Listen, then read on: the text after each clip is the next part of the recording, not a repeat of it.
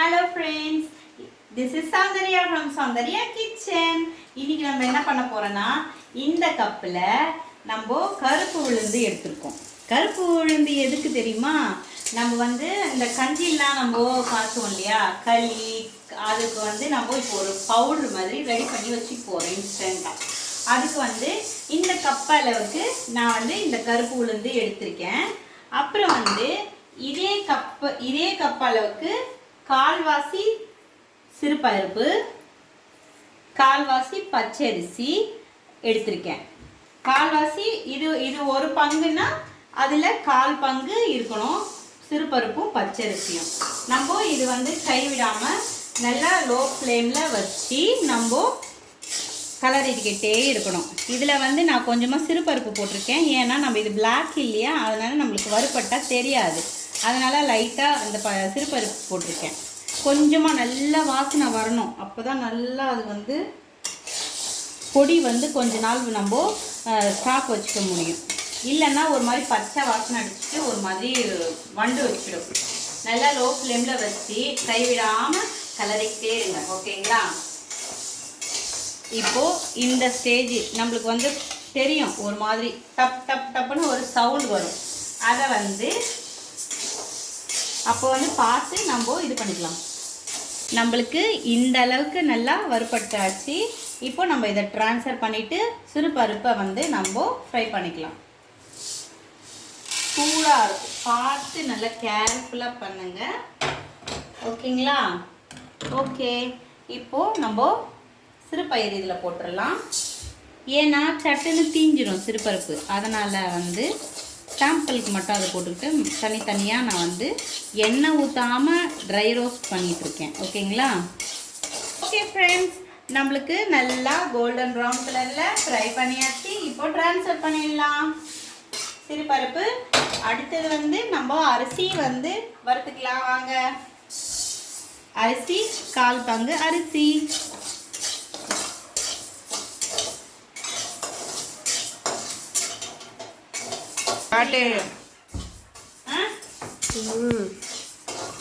இப்போ எங்கள் வீட்டுக்காரர் நான் அடுப்பில் வேலை செய்கிறேன்ல, சில்லு சில்லுன்னு ஒரு மோர் ஃப்ரிட்ஜில் வச்சுருந்தேன்.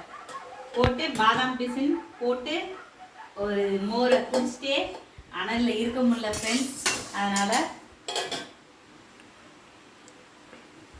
இதே மாதிரி குடிச்சிக்கிட்டே வேலை செய்யுங்க லேடிஸ் எல்லாம். ஓகேங்களா? அப்போ தான் நம்ம வெயிலுக்கு டயர்ட் ஆக மாட்டோம். ஓகே ஓகே ஃப்ரெண்ட்ஸ், இது இந்த அளவுக்கு நம்ம பொரியணும். இதெல்லாம் பொரிஞ்சதுக்கப்புறம் நம்ம இதில் ட்ரான்ஸ்ஃபர் பண்ணிடலாம். நல்லா இதை ஆற வச்சுட்டு நம்ம எடுத்துகிட்டு வந்துடலாம். ஓகேவா? இங்கே பாருங்கள் ஃப்ரெண்ட்ஸ், சப்ஜா விதையும் இது கூட சேர்த்துக்கிறேன். கொஞ்சமாக பாதாம் பீசின் சப்ஜா விதை மோரில் போட்டு குடிச்சிங்கன்னா வெயிலுக்கு குளு குளு குளுன்னு இருக்கும். நல்லா பாடி டெம்பரேச்சர் நல்லா குறைக்கும். ட்ரை பண்ணி எனக்கு நாளைக்கு இந்த வீடியோ வந்த உடனே எனக்கு எப்படி இருக்குன்னு சொல்லுங்கள், கமெண்ட் பண்ணுங்கள் ஃப்ரெண்ட்ஸ். நல்லா மிக்ஸ் பண்ணி வச்சுருங்க.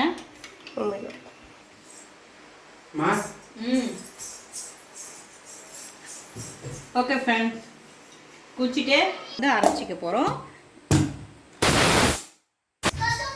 ஓகே ஃப்ரெண்ட்ஸ், பாருங்கள், இவ்வளோ நைஸாக அரைச்சி எடுத்தாச்சு. நம்ம மிச்சம் இருக்கிறது அரிசியும் அதுவும் நம்ம அரைக்கலாம். நாங்கள் போதும் ஃபோன் பார்த்துருமா? ஓகே ஃப்ரெண்ட்ஸ், இதையும் அரைச்சி நம்ம ரெண்டுமே மிக்ஸ் பண்ணி வச்சிடலாம். இப்போது ரெண்டும் மிக்ஸ் பண்ணிவிட்டு நம்ம எப்படி களி இப்போது கிண்டுறது. நம்ம ஃபஸ்ட்டு இப்போது நம்ம ஸ்வீட் களி தான், உளுந்தங்களி கிண்ட போகிறோம். இப்போ நான் உங்களுக்கு ஓகே ஃப்ரெண்ட்ஸ், இப்போது இதெல்லாம் ரெடி ஆகிடுச்சு பாருங்கள். நம்ம அந்த நல்லா மிக்ஸ் பெரிய பாத்திரத்தில் போட்டு அதை அடிச்சிது மிக்சியில் நல்லா மிக்ஸ் பண்ணி விட்டுக்கோங்க. எல்லாம் ஒன்று சேர்ந்துச்சுன்னா இந்த ஹேர் போகாத கண்டெய்னரை பார்த்து நம்ம இதை ஃபில் பண்ணி வச்சுக்கலாம். பாருங்கள், இது களி கருப்பு உளுந்து நம்ம இதில் கஞ்சி காசிக்கலாம். இது களி கிண்டிக்கலாம்.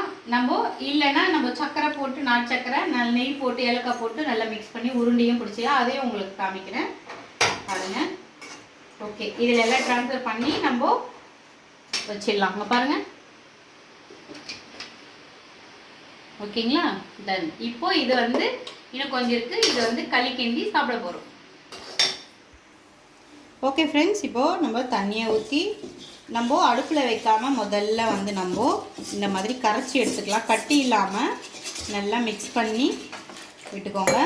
இவ்வளோ தண்ணி சேர்த்துக்கோங்க. நல்லா கட்டியாக வந்துடும் நம்மளுக்கு. அதனால் நல்லா வந்து கட்டி இல்லாமல் கைவிடாமல் கலரிக்கிட்டே இருக்கணும். இல்லைன்னா ஒரு மாதிரி கட்டி கட்டியாக கீழே ஃபார்ம் ஆகிடும். நம்மளுக்கு களி நல்லா ஸ்மூத்தாக வரணும்னா நம்ம இந்த மாதிரி கலரிக்கிட்டே இருக்கணும். கைவிடாமல் கலரணும் நம்ம. அப்போ தான் நம்மளுக்கு கட்டி ஃபார்ம் ஆகாது. நல்லா ஸ்மூத்தாக நம்ம வெல்லத்தை சேர்த்துக்கலாம். இந்த பாருங்கள், நான் வந்து 3/4 கப் அளவுக்கு வெல்லம் எடுத்திருக்கேன்.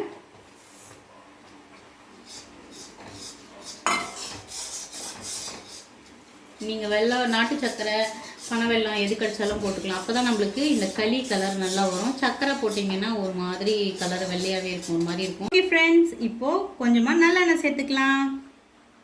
நல்லெண்ணெய் தான் நம்மளுக்கு இது போன்ஸ் நமக்கு ஸ்ட்ராங் ஆகவும் இந்த களிக்கு நல்லெண்ணெய் ரொம்ப ஹெல்ப் பண்ணும். நம்ம கொஞ்சம் கொஞ்சமாக விட்டு நம்ம மிக்ஸ் பண்ணி கொஞ்சம் கொஞ்சமாக நல்லெண்ணெய் சேர்த்துக்கலாம்.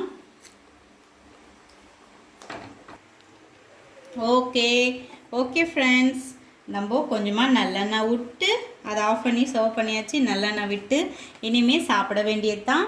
ரொம்ப ஹெல்தியான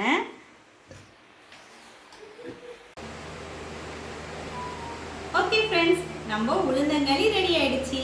பாருங்கள், நல்லெண்ணெய் விட்டு உளுந்தங்களி நம்ம இப்போ சாப்பிட்டுட்டு எப்படி இருக்குன்னு சொல்கிறேன். ரொம்ப ரொம்ப ஹெல்தியான ஃபுட் தான் இது. ஒரு வாரத்துக்கு ஒரு வாட்டியாவது இதை செஞ்சு சாப்பிடுங்க. களி, உளுந்தங்களி. நம்ம வந்து இந்த பொடி செஞ்சுருக்கோம் இல்லையா, அதை செஞ்சு வச்சுட்டு குழந்தைங்களுக்கு 2 நாளைக்கு 3 நாளைக்கு ஒரு வாட்டி கூட செஞ்சு கொடுங்க. ஒன்றும் தப்பே இல்லை. பொம்பளை பிள்ளைங்களுக்கு நல்லா போன்ஸ் எல்லாம் நல்லா ஸ்ட்ராங் ஆகும். ஓகே ஃப்ரெண்ட்ஸ், சாப்பிட்டுட்டு எப்படி இருக்குன்னு சொல்லலாம்.